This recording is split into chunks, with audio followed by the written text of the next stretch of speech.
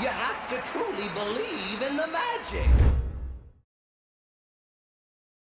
How's it going, Magic fans, and welcome to this week's episode of Penny for Your Thoughts, the Orlando Magic UK podcast. We are recording on Friday, August the 11th, and tonight we're joined by a man who I did think was going to be quite excited for the footy season, but it's looking maybe that we're not. Mikey, are we excited? Are we not? How are you? I'm good, mate. Yeah, I am excited. I woke up this morning excited that Liverpool got first world problems, that they're going to go and splash 110 million on Caicedo from Brighton, to find out Chelsea are then trying to hijack the deal. And then Lavia, who they've been trying to sign for the last couple of weeks and had 3 bids turned down. Chelsea have now agreed a deal with him, so it's only right that Liverpool try and hijack that just in return, just for a bit of a laugh, really. But yeah, I'm excited. Liverpool had a bad season last year. Hopefully, they're going to bounce back and get back in the top 4 this year. I mean, all right. It weren't Leeds' bad season, was it, man? Compared to Leeds, it was a bit different. But for Jurgen Klopp's standards, it was a bad season. But yeah, excited to have the football back. You guys are obviously happy because you got off to good starts last week, would you say? No. Mate. Not with Gary. Go Gary first. No, I'll just be really brief. Crap start. Paul? Paul? We shout out to G, first of all. Leeds played Cardiff, and we had a banter-free zone. It was quite incredible, really. Listen, Cardiff turned up, came to play on the break, had 2 shots on goal all game, scored 2. Leeds absolutely battered them. So before the game, both G and I said we'd both take a point. Him because he thinks that they should lose at Ellen Road. Me because Cardiff always seem to have our number. So neither of us were over upset at a draw.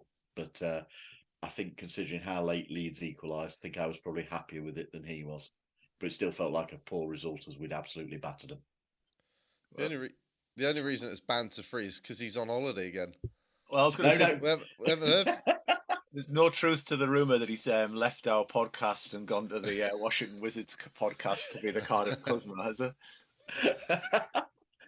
No, we had a banter free because we both took the view of this could go either way, and we good luck to either team. It was quite gentlemanly, unlike when England play Wales at football. Then it's a different thing. He's having it all then. So how is Mansfield's answer to the Hoff tonight, Mr. Bacon? Are we the all Hoff's right? doing well, mate. Thank you very much. Yes, it's been a good week. I mean, Christ, we've actually seen the sun. Let's be honest, that was great. You know, I can actually make it sound very posh that we spent yesterday on the terrace, sitting by the pool, enjoying time in the pool with a couple of drinks and some nice food. In normal man's term, we sat in the back garden with the paddling pool, feet in it, had a barbecue. It was great. Canapes in the Bacon backyard. You can make it sound really posh if you try. But no, did a really good job, mate. It's been a good week. It's been a good week. Good man. So on tonight's episode, we're going to discuss Magic players and the international fixtures so far. We're going to have a little bit of a look at NBA 2K, even though I don't think we're the 2K guys. I think G would have been the one for that. We're going to look at the Southeast Division because we'll have a way early preview, and we're going to recap on a recent Twitter discussion that we put out. Before we get into that, an affiliate plug. As we know, NBA EU are consistently updating their inventory. So if you're thinking of buying from NBA EU and you wish to use our affiliate code, it is Magic UK 10, which will get you 10% off your order. We've said before, we're not saying that's the best deal on the day, but it does work. Feel free to use it and it helps support us. Also, if you would rather have something a little bit more bespoke, you can go to our own online store, which is magicfansapparel.tmail.com for some of our own designs. Links are in the description. And the most important one to us, help support the podcast simply by subscribing to our YouTube channel, Orlando Magic UK. If you have subscribed through another platform, it would really help us if you also joined us on YouTube, and any click is much appreciated. So that brings us to FIBA. The international basketball is underway. Magic eyes, I think it's fair to say, are following Team USA with Paolo there. and also Germany, who've got the brothers Wagner. Mikey, Paolo came off the bench in his first game, 17 minutes, a US victory, an efficient 7 points to go with a rebound and assist. Have you seen any of the games? And if so, what are your thoughts? Yes, mate. Yeah. I think none of us are really expecting Paolo to be a huge focal point for Team USA. He's obviously coming off the bench, but I think the main takeaway is that Steve Kerr wants to use him and utilise him as a small ball five. And as we've seen last season, Paolo's versatility, his size is certainly going to be important. And he mentioned that during the Olympics in Tokyo, how important it was for them to have a five who can push the ball in transition, create plays, something we've all seen Paolo really good at. And I think you can almost see him playing that Draymond role for Team USA. It might be something the Magic might utilise if it does really well in FIBA. But yeah, I think that's really the main takeaway. I didn't really see anything out of Paolo that we didn't see during last season. He was solid, efficient, as you already mentioned. I think it's just a different role playing for Team USA, being an important role player off the bench. And I think, like Franz last year, it's just going to be great experience for him. You think he's only 20, playing for Team USA already at a big competition. He's going to be an important player. Yeah, I'm just excited to see what he does out for Team USA. It was a deliberate use of the word efficient that I put in there as well, because I know that people this season, if they've wanted to knock on a rookie who puts up the stats that Paolo has been saying, oh, but look at the efficiency, which of course was Yeah, the rookie being the first option. So I think it's interesting when he is not necessarily the focal point, that he's therefore being more efficient, which I think's an interesting yeah. tip. I know you would say as the competition is high, but there are players who don't do very well in international fixtures. Dylan Brooks, for example. Um, Right. On that point, Gary, it's probably the first time that he's played a game and not been one of the two principal scoring options. So he hasn't faced a double or triple team. mhm.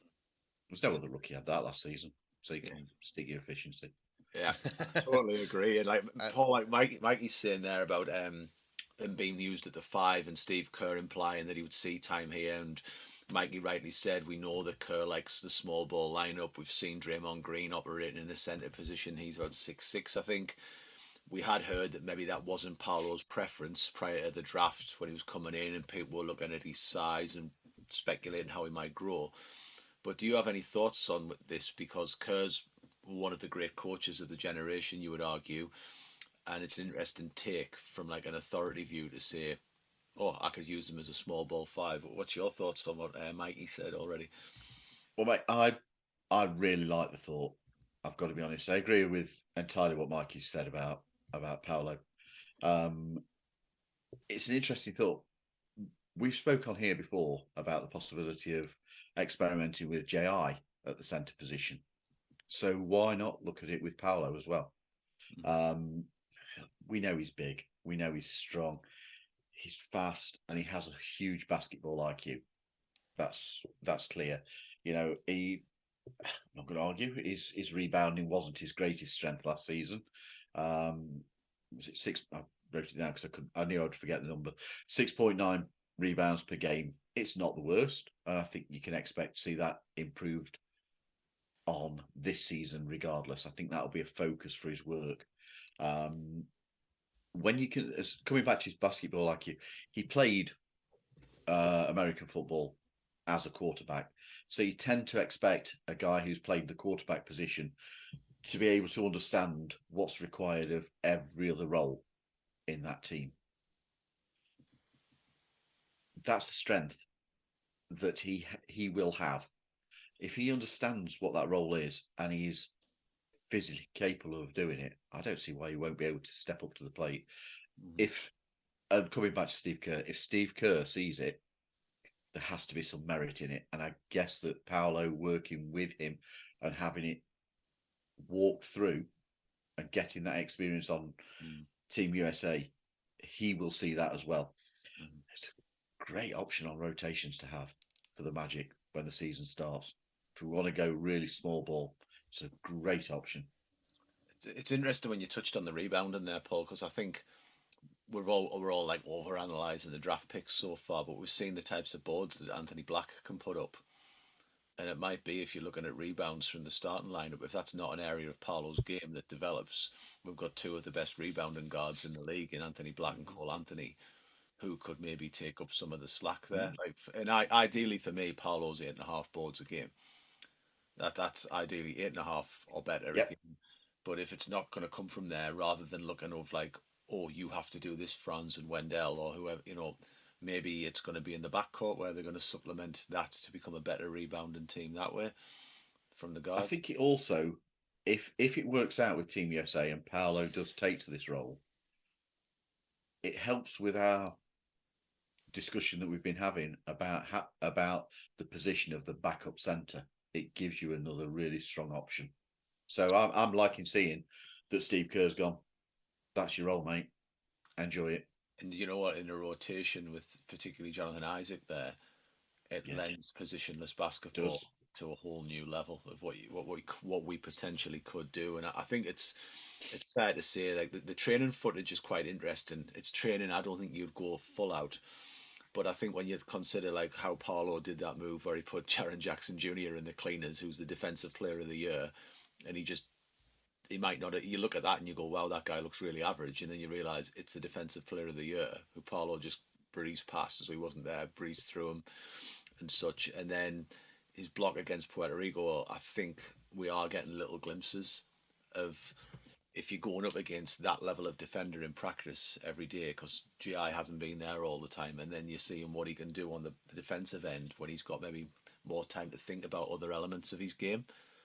The potential is there, because I think if you tell somebody you've got to be the scorer, you've got to be the creator, facilitator, you're going to tire. Do you know what I liked about that chase back block as well?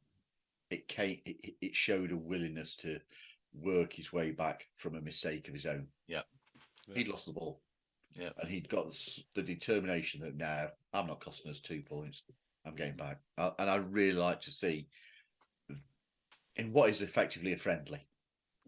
I was really happy to see that level of determination and personal pride that I'm not going to cost the team even just 2 points in a game where we're running away with it through a mistake like that. Mm-hmm.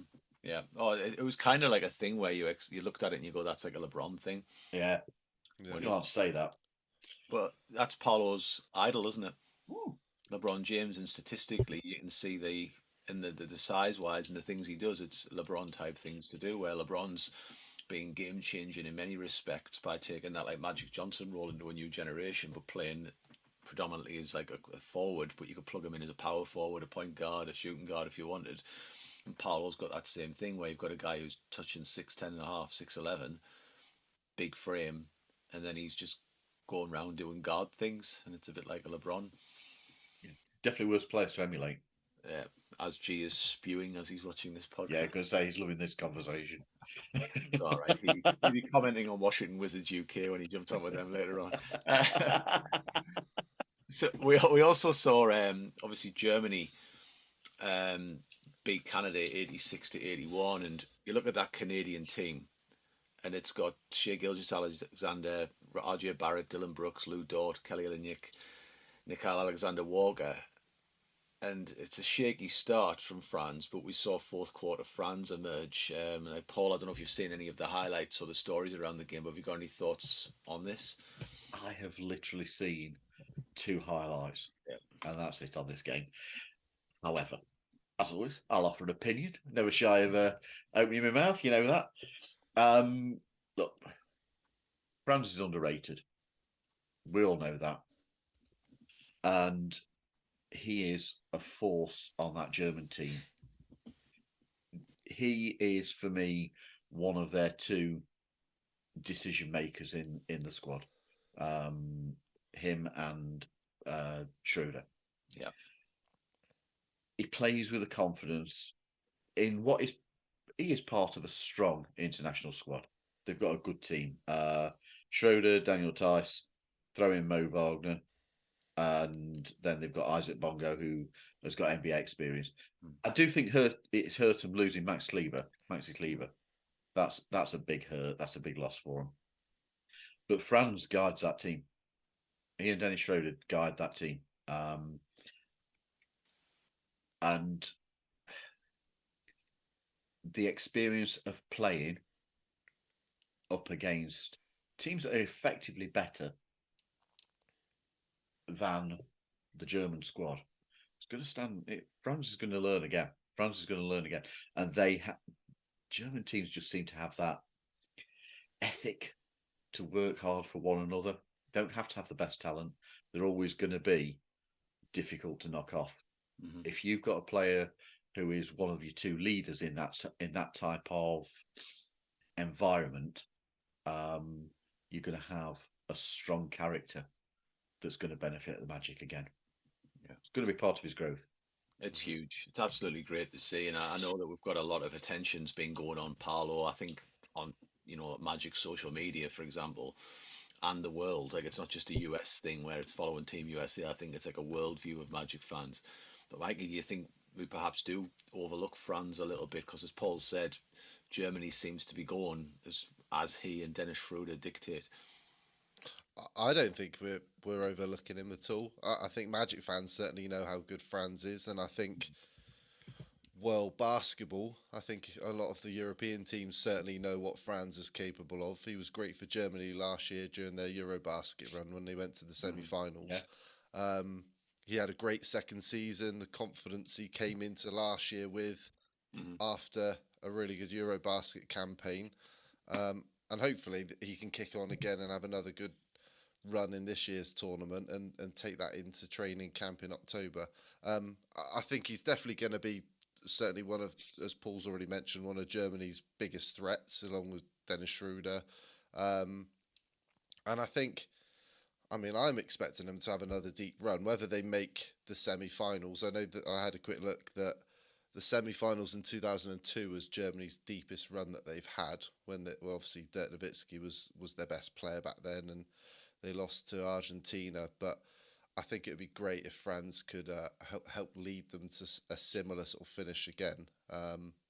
But no, I don't think we're overlooking that. I just think the NBA's based in America. There's a lot of attention on Team USA. They're obviously going to be the main focus for a lot of people. But I think for basketball fans that are going to be following the World Cup, I think Franz is certainly going to be a name to watch out for. Absolutely. It's fourth quarter Franz knocking off that Canadian team. So they've got they have a huge amount of depth. They've got a lot of threats. Dylan Brooks seems to have carried on from his post-season run right into that one as well. He's on ice skates, wasn't he? Oh yeah, he got took all over the place, didn't he? He did. Wasn't a good look. But I'm gonna have to have a look now. Gonna have to have a look. Schroeder just baits him and takes him. That's probably the best way I can put it. They come on giving it all this, the dancing stuff again. Oh, thankfully not. Does he do that with Canada? Has he got them dancing as well? I don't know. Maybe he's the dancing and having fun in the. Mate, he's got. You know where he's got to go. He should have gone. Should have gone the Bulls, shouldn't he? That's where he would have really fit in. There's certainly one fan who'd have loved him there. We're dancing.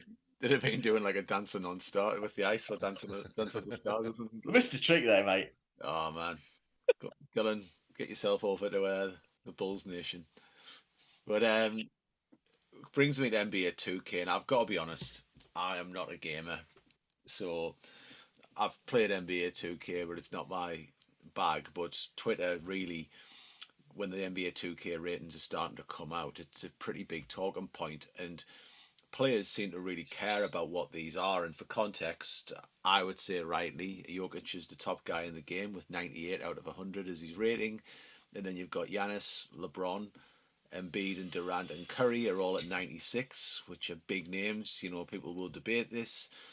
Interestingly, Victor Wembanyama debuts at 84, which is really high for a rookie, really, really high, before he's even touched the ball. Magic rookies Anthony Black and Jet Howard scored 73 and 72 respectively. They seem to be quite happy with that. Jet Howard had predicted what he was going to be.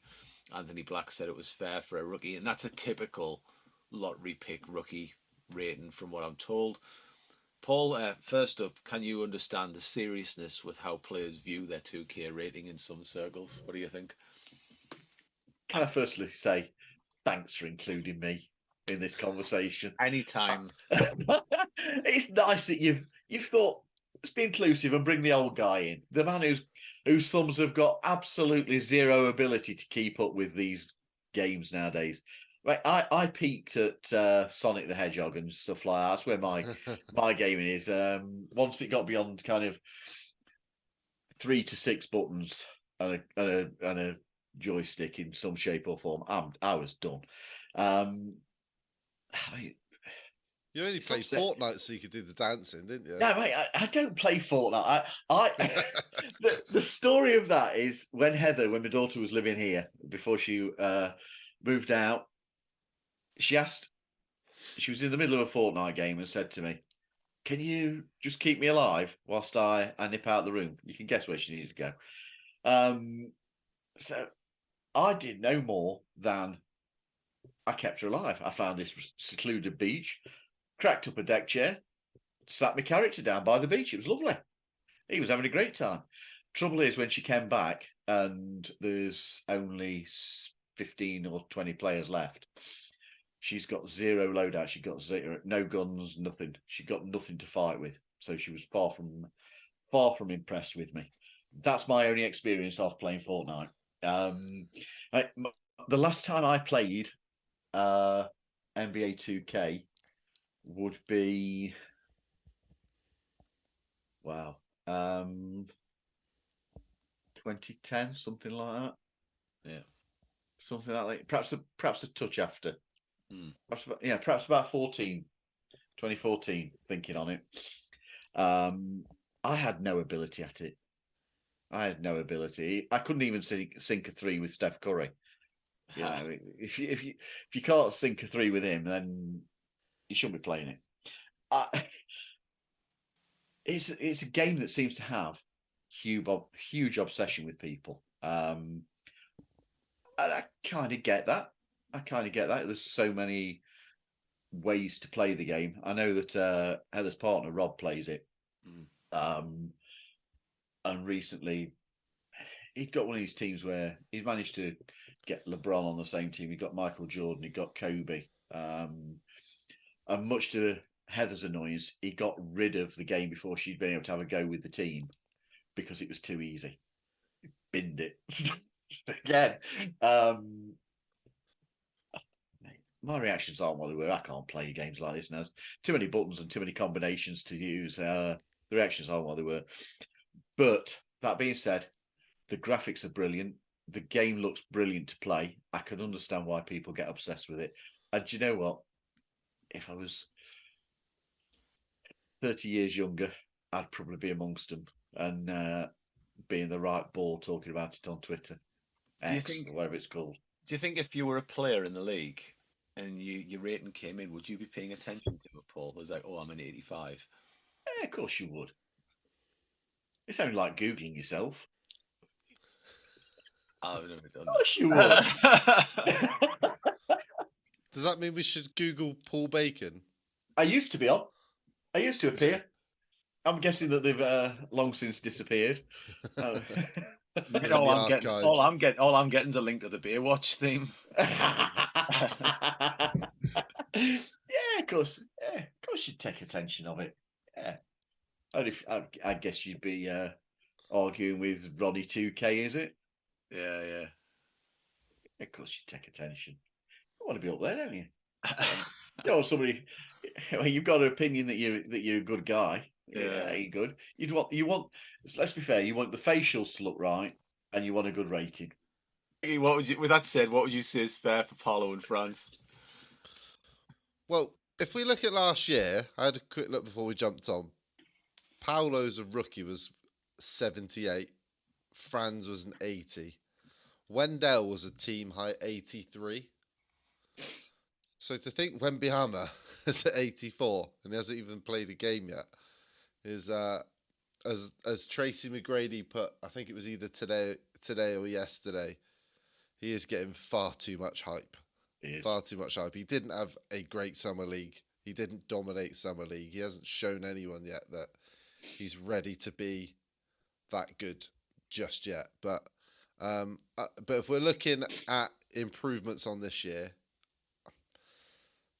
to me, you've got to have. If you think Wendell was an 83 last year, then Paolo and Franz have to at least be an 83, an 84, Wembanyama's 84. an 84. Would you put Paolo an 85? After the rookie year that he's had, Yeah. I mean, there's not many rookies that have put up the sort of numbers and the year that he had. You're going back to LeBron, Kevin Durant, that put up similar numbers to what P did last year. So is it fair to say Paolo's our best player, 85, Franz 84? Yeah. I think that's a fair rating, especially if you're going by 84 Victor Wembanyama. I'm not a gamer, so for me, I'm kind of like, oh, that's interesting. If somebody's view of the Magic outside of Orlando, that's kind of how I see the NBA 2K ratings. Yeah. But when you're saying about T-Mac and the hype, like this hype for me, I think it's nearer Yao Ming hype than LeBron. Because I remember when Yao was coming in and it was about all talk about like how big he was, like what he could offer from the get-go. But I would wonder what the betting odds would be for someone to go for, say, Chet or for Scoot to be the rookie of the year. Yeah. Because I'm looking at build, like we've already talked about this last year when we were really analysing the draft on Chet Holmgren. But Wembanyama's body is something you've got to look at for like what type of. There's going to be guys wanting to make a name for themselves against Wembanyama immediately, like there was with LeBron, like there was with Yao Ming. And you look at it and go, okay, like what type of a pounding is that going to be for his body over a season? Will he play all the games? And will he therefore be the rookie of the year if he's, say, hit 60 games this season, hypothetically? So I think, is there a market there for, say, Scoot Henderson or like Chet, who's going to face a similar issue, but maybe out of the limelight a little bit now, to come in and be like a more of an outside choice? Because I would imagine with the hype, bookies are going to just be like, it's Wembanyama. I think if you look at Summer League, I think Chet's got to be favourite, or should be, right now. I think Scoot could potentially be if Damian Lillard actually does get traded, because then all of a sudden he's the guy. Yeah. But at the moment, Damian Lillard's he's going to be playing second fiddle with Damian Lillard. I don't know. I hung my 2K boots up a few years ago, so I'm retired from all of that now. We need the Welshman here for this. He's the 2K guy. He can't get enough of it, can he? Nah, I should have asked our kid their opinion on it. We're all past it. Is that what we're saying? Yeah, basically. Yeah. Okay. Right, so the old guys pod. Or we've grown up. Oh, thanks for alienating half the audience, mate. Wow, watch this one. This one's going to get reasonable views next week. Bang. Unsubscribe. Yeah. So we've got the southeast. Wow. Mikey's just gone in there 2-footed. Southeast Division then, and I think it's maybe I'm looking at this from like a teacher angle, but rosters are starting to take. I feel that we now need a disclaimer going across the bottom that views expressed are the individuals and not held by the group. Mikey's going to get flamed on Twitter. I don't care. He really doesn't care either. I really don't care. Only because he doesn't go on it now. But there's that. That's fine. We'll tell you about it. We'll tell you like what we should have is next week is Mikey Clark reads out mean tweets. We should have that. So if we segue onto the Southeast Division and just we did start speaking about it. Yeah, I'm going to just go back to it and hope that people skip past it and forget about what Mikey's just said about that. Obviously, I want to just think about the Magic and our division rivals. Paul, I'm going to start with you with the Atlanta Hawks. John Collins, interesting fall from grace when you think about some of the stats he was putting up, the contract he had. There was talk about John Collins being an all-star, being the second guy to Trey. That's dropped off a lot, and he's gone.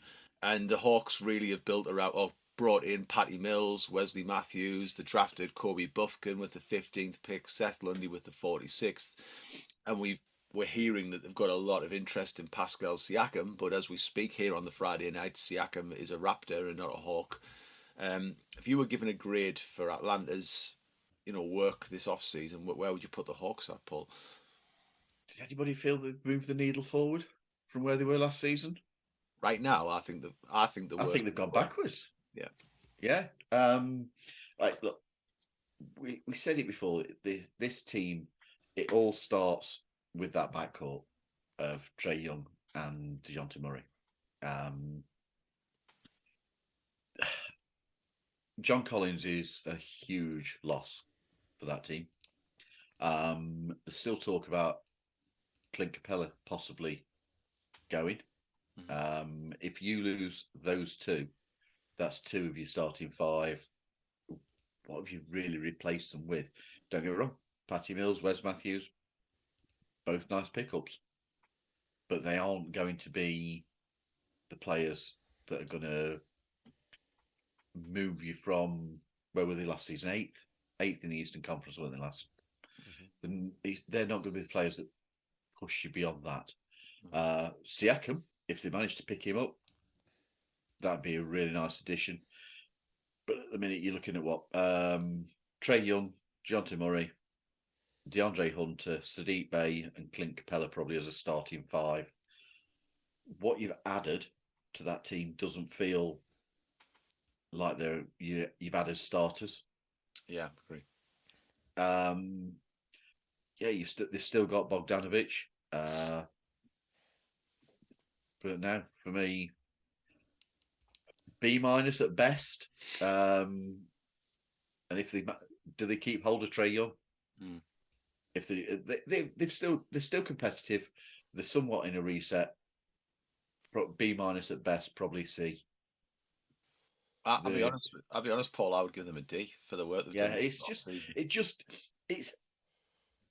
if they can keep hold of Trae Young doing this, then that's probably quite a success. I know that there's a lot of people think he's overrated. He's brilliant assist rates, brilliant scoring rates, liability on defense. But you haven't done anything to move that team forward. But at the moment, they've kept a strong core together. And I think that they could have easily have lost a lot more. C at best. B- is being over generous. C at best. If they brought Siakam in, it changes a hell of a lot. Absolutely.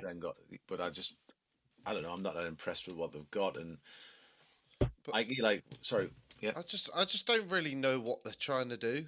Yeah. It feels like another version of the Chicago Bulls. I think it's a worse version of the Chicago Bulls. I think Trae Young's the better player if you're comparing top tier players from both teams, but you can't see a pathway forward for them to get into the top four of the Eastern Conference and become contenders again. I mean, they kind of threw all their eggs into one basket by getting DeJounte Murray, who I like DeJounte Murray as a player.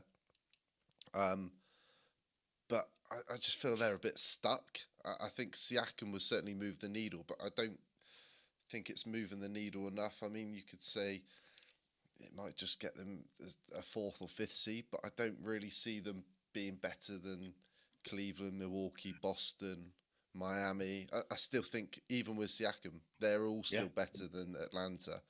And it's the same with Chicago. Chicago have arguably made more bold moves, getting players like Vooch and bringing in DeMar DeRozan and Lonzo Ball. It just hasn't worked for either of them.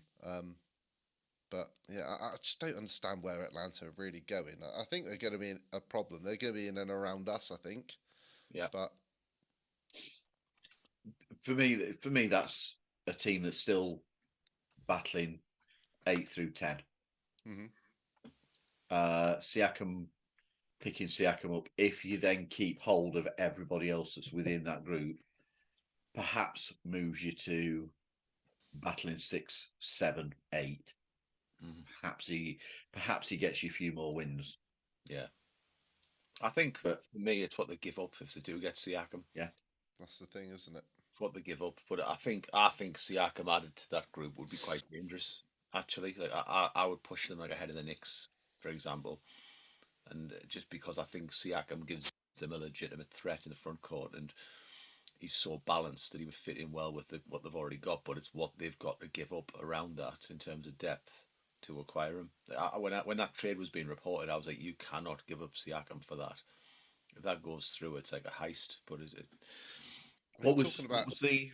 I've not actually seen. I've not been on social media at all or sports media this week at all. What were they talking about trading away? they were talking about, I think it was Griffin, Hunter, and a couple of draft picks.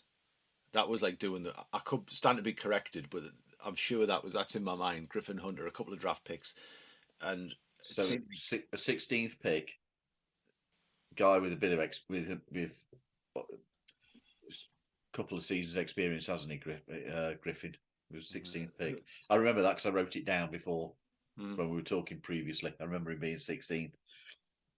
That's a And, and they're that's a trying low to return. move on from Capella as well, aren't they? mm. But Well, to say he's still getting mentioned as potentially going. Hmm. that's what I saw floating on and I was like, surely not. But it was like one of those where it's not the Magic, so I'm not totally, like really jumping into this. I just looked and went, if that goes through, wow. But I'm in my mind, that's what the whispers were. But I wasn't surprised when it had been rejected because I was like, that's appalling, really. So, Feels a bit like a Mickey take that sort of, if that's the offer. well, it's like when you get them trades where it's like, who says no? And then it's like someone gives up like a really good up and coming player for like peanuts. And it's like, well, the Magic say no, actually. Like, that's usually us who are one of those teams who are going to It's a give away. 2K trade. Let's get G on. So I would say a team that's been really busy is Charlotte. LaMelo Ball signed his extension. Bridges is back. Brandon Miller drafted. They got Nick Smith Jr. later on. They've picked up Frank Nicolina. So they've been busy. Mikey, what's your views on Charlotte if you were assigning them a grade? How would I grade them? Well, they've certainly got better. Um, is a B too much? I don't think so. I think maybe a B. I mean, Brandon Miller's obviously a big pickup for them as the second overall pick. Nick Smith Jr. I like as well. Um, that I mean, you guys talked about this on a show. What was it 2 weeks ago when you were Yeah, looking at the yeah. East? And Gary, I agreed in that. I think Charlotte are a little bit of a sleeper team. I don't think they're going to be one of the bad teams in the East necessarily this year. They might still end up falling into that, but Mm. I still think they've got enough there that are going to cause a lot of teams a lot of problems. Mhm. They've got some experience there with Gordon Hayward, Kelly Oubre. They've got some firepower. We know how good LaMelo is. Miles Bridges is going to be explosive. It's going to be interesting to see what it's going to be like with him coming back. Great return. Um, yeah, they're going to be a problem. I don't think it's a foregone conclusion that they're going to be a bottom 2 or 3 team in the East. Um, I think they've definitely got better, and I think you said, Gary, on that episode that they don't need Brandon Miller to be second overall pick. Brandon Miller, he could just be a really good third or fourth option for Charlotte, which I think for a player that probably still has a decent amount of development to do is a good scenario for him to fall into, and he's playing against a really good playmaker in Lamelo. So I quite like what the Hornets are doing. That there's certainly a direction. They've certainly got a pathway forwards for them to improve. I wouldn't be surprised if there's a few moves that they even make before the season. I know there's been a few rumours about PJ Washington maybe being moved on. I don't know why they would do that because I think he's really good. But Mhm. yeah, I think I'd give Charlotte a B. I think that would be a fair assessment. I think a C is like Paul said, is roughly around Atlanta where they've just sort of stand pat really. I think Charlotte have got better this off season, so for me I'll give them a B. I think Landon Miller's huge. Yeah. But it's that returning of, like we said before, that return of Bridges. That could be so important for him. I know he's got still 10 games. Like we said last time around, he's still got them 10 games. So he's still going to be playing a bit of catch up before he can actually have any involvement with the team. You're not looking at him coming in and being an instant impact. But they just have been for so long that team that can't move out of the bottom, regardless of talent that they've had available. I'll be honest. I think if I was grading from where they were to what they've done, I would give them an A, because I don't see how they could have upgraded any more than what they have. Like, you could look at the draft, but they've gone in and they've made a decision based on what they've got, and they've got to live or die by that. In terms of fit, I wouldn't have necessarily done that pick, but I get it. I get why it is where it's at. But I look at like bringing back Bridges in particular, the Nick Smith Jr. pick. They had to extend Lamelo. If they'd lost Lamelo, that was it, like the disaster for them. And then you're looking at like the strength in their bench. So I'm looking and thinking, well, they were write-offs. Nobody was talking about them, and we're having a discussion saying actually they're not that bad. It's not a free agent destination. So I think considering what they've had to work with and what they've done, the A, B, depending on what your view is on the draft, really. But I understand it if you're trying to fill the roster. Brandon Miller fits better, but the key for me was bringing Lamelo back, because I think if that blows up, that is really bad for Charlotte. Yeah. But a change in ownership as well might just be what the franchise needs, because I think Jordan, as great a player as he's been, isn't exactly revered for his ownership decisions. So maybe it's a fresh start for the Hornets. Good luck to them. So it brings us to South Beach. It's all eyes on the Dame Lillard situation, but as right now, nothing. And we've got Kevin Love's re-signed. Is it Jaquez Jr. was drafted at 19. Thomas Bryant I think, is a good signing. Josh Richardson's been brought in, but they've lost Victor Oladipo, Max Strus, Gabe Vincent, Omar Yurtseven, Cody Zeller, and Udonis Haslem has retired. I think it's interesting times, but Paul, what's your views on what's going on with the Heat? Where would you grade them at? I'm going to say that their grading is incomplete at this moment in time, because their off season appears to be all around Lillard. Now, whether or not that's media making it all around Lillard, or whether it's his own people making it Miami all about it, I don't know. However, they've lost some important players. Struz and Vincent, they are huge losses. Vic, feel for the guy. He's just been so hammered by injury.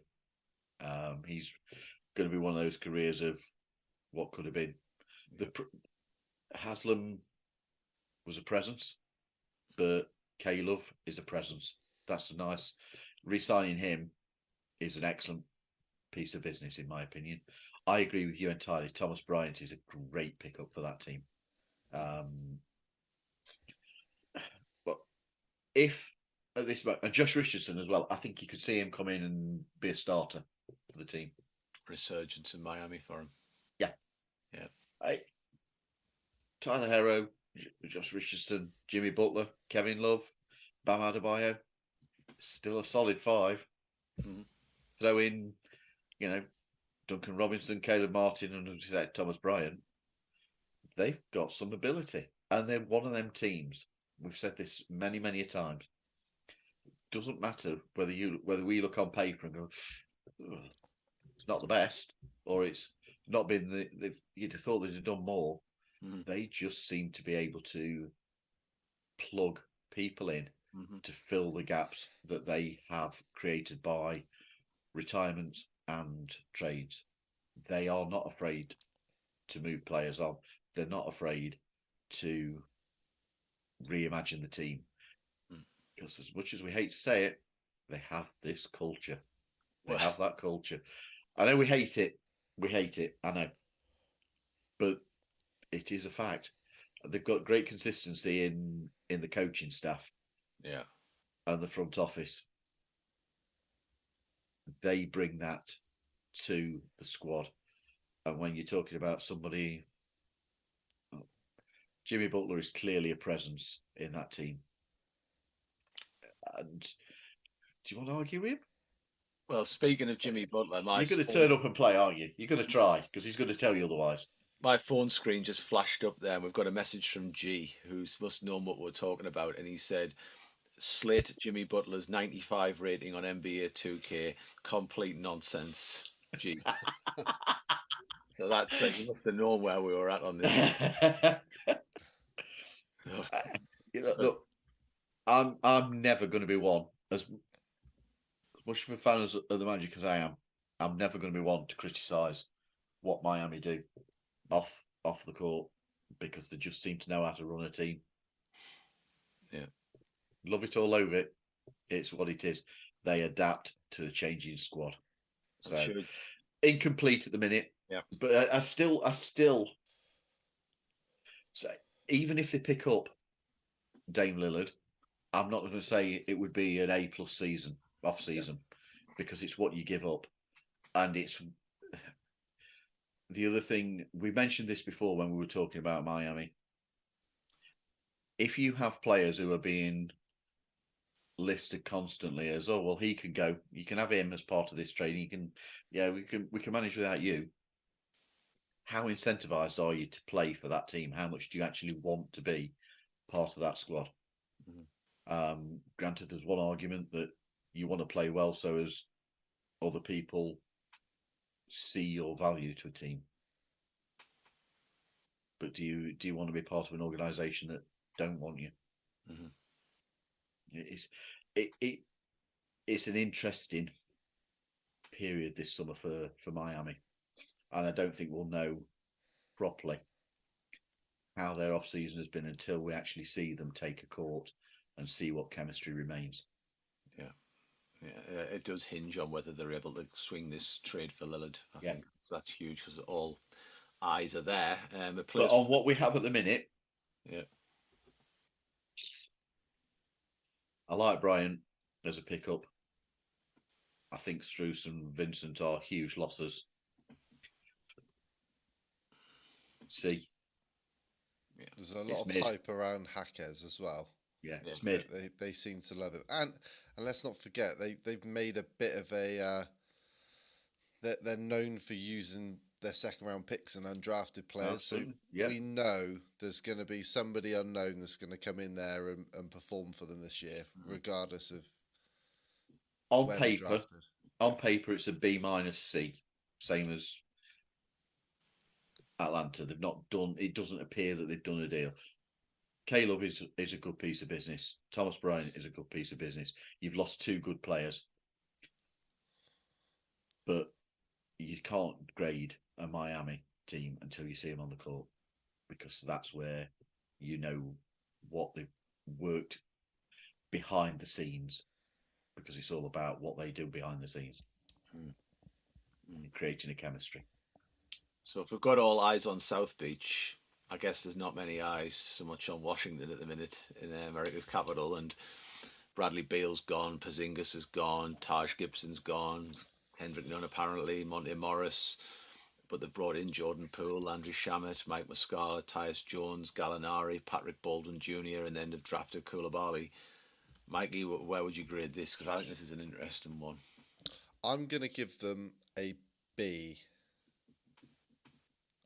I think it's probably 2 years too late for them to move on from Brad Beal. They obviously made the deal to bring Porzingis in last year from Dallas, and it didn't really work for them, did it? They've hit the reset button. It's something they had to do. And they've obviously got Jordan Poole to build around, Bilal Coulibaly, who we liked in the draft. And then they've got a bunch of guys who, let's be honest, in 2 or 3 years' time probably aren't even going to be on this roster.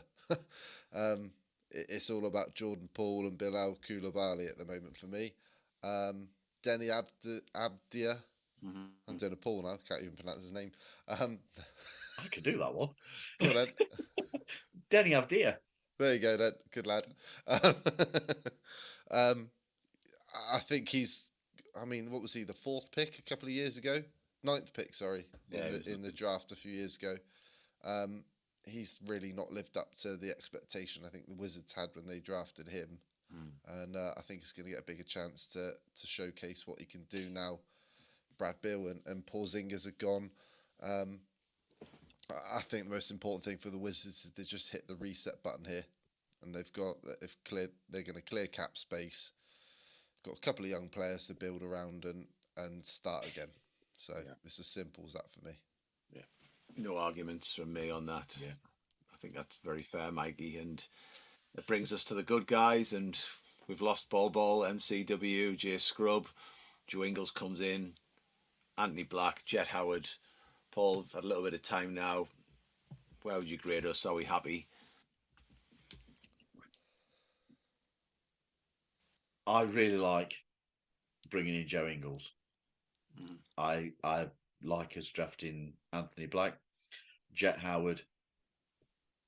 We saw flashes in Summer League. I can see why we picked him. I still don't think he'd have been my choice. So I'm constantly putting that into the equation. But as we said before about when we were talking about Jet Howard, you've got to expect that the front office has done a damn sight more research on the things than what we're looking and reading. We're reading people's opinions on what they've seen off of videos. Yeah, they haven't seen the workouts. I think we've done a nice job in the summer. It's steady. The bigger summers are coming up.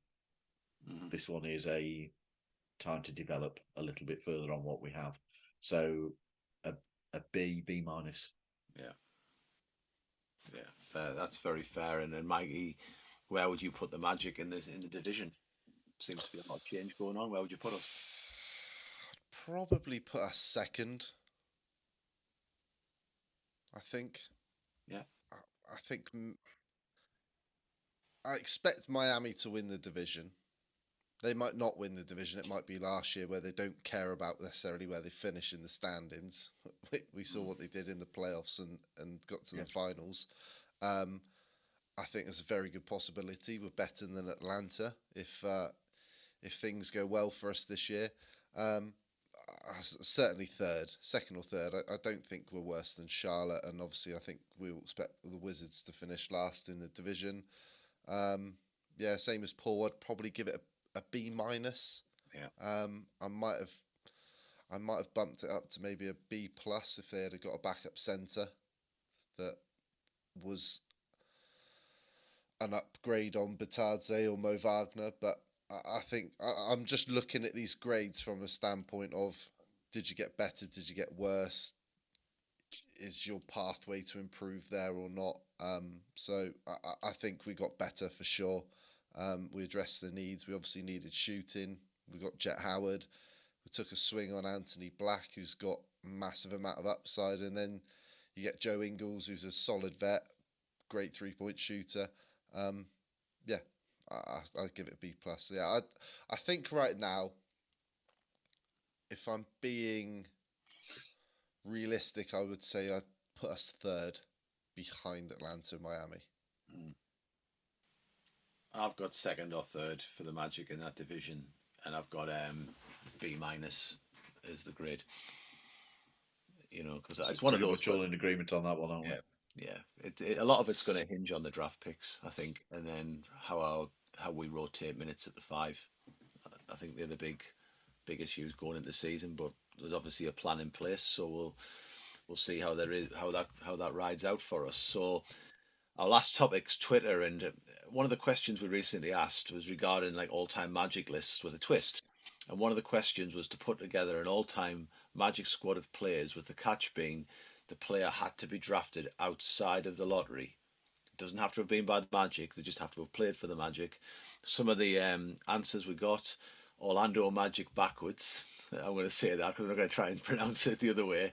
Gave us Vooch originally had Ryan Anderson but switched to Rashard Lewis, Hado, Aaron Afalo and Scott Skiles. Dan Ice1 JD gave us Jameer, Cat Mobley, Turk, Rashard, and Ben Wallace. And Keith Chief, which is Paul Keith, for 6, was players in their prime, had Gilbert Arenas, Jameer Nelson, Hero, Rashard, and Vooch. So, Mikey, I'll come to you first. Where are you with this? Who are in your 5? I would go Jameer. Yep. I would go Turk, Rashard. They're all part of that big finals run. That's a bit of a no-brainer for me. I would go Vooch. Yep. And just for a joke, I'll go Big Baby Davis. I love it. Absolutely love it. So, Paul, is Big Baby Davis featuring for you? Should we say no? Say Mate, no.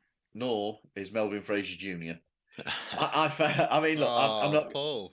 I mean, I'm sorry to diss on the boy, but there we go. I found this very, very difficult because of my time as a fan has been rebuilds, has been in the draft constantly. I've only known us as a lottery team, really. So I found this very difficult because there aren't that many players in this category that I've watched as part of the team.